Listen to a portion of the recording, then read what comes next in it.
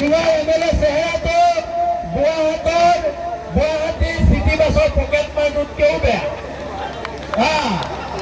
আৰু সিঙৰ MLA আমিনুল ইছলামক এটা কথা কৈ দিছো, তোমালে কোনোবা বাংলাদেশীয়ে ভয় কৰিব পাৰে, আমি ঘেণ্টা তোমালে খাতিৰ নকৰো।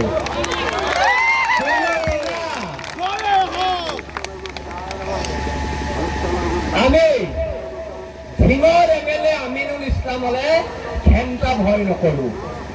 আমিনুল ইছলামক আগতেও কৈছিলো লাগিবি নি, আমিনুল ইছলামে নোৱাৰিলে ক'বলৈ লাগিম বুলি। লগাহেঁতেন ঠেং হাত ভাঙি এতিয়া গুৱাহাটী মেডিকেলত পৰি থাকিলেহেঁতেন। আমাৰ লগত নোৱাৰিবি।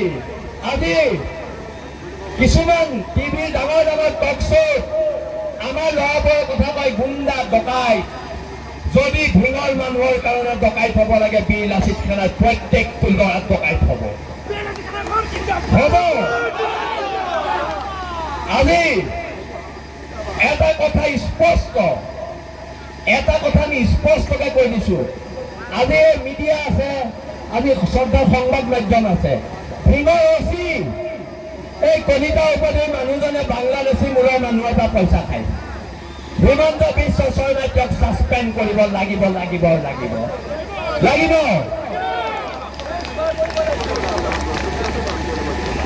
হেল্ল', আমি সৌ সিদিনা আমি ভিং থানালৈ গৈছো। ভিং থানাৰ OCয়ে আমাক মাতি পঠিয়াইছে। প্ৰাঞ্জিত গগৈ, মই আৰু হৰ গগৈ গৈছো, আৰু আমাৰ নগাঁও জিলাৰ নেতৃত্ব গৈছে, ভিং আঞ্চলিকৰ নেতৃত্ব গৈছে। ভিঙৰ OCয়ে আমাক কৈছে আপোনালোকে ইয়াত প্ৰশাসন উলিয়াব নোৱাৰিব। সেই কলিতা OC দলৰ ভিং বাপেকৰ সম্পত্তি নহয়। আমি প্ৰশাসন উলিয়াম। আমি যেতিয়াই মন যায় তেতিয়াই ভিং ৰাজপথত খোজকাঢ়িম। আপোনাক ইয়াত ভিঙৰ মানুহৰ সুৰক্ষা দিবলৈ ইয়াত ৰখা হৈছে, খুন্দামি কৰিবলৈ ইয়াত আপোনাক ৰখা হোৱা নাই।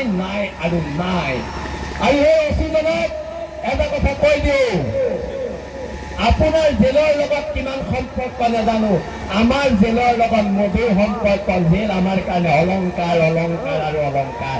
জেলৰ ভয় আমাক নেদেখাব, কাক দেখুৱাবলৈ আছে দেখুৱাওক। মুখ্য সচিবকে প্ৰমুখ্য কৰি আমাৰ 30টা ওপৰত ল'ৰা জেলত সোমাই আছে।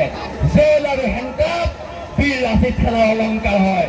আমি এইবিলাকলে ঘেণ্টা ভয় নকৰো। আমাক এইবোৰ কথা নিশিকাব, আমাক এইবোৰ ভয় নেদেখুৱাব।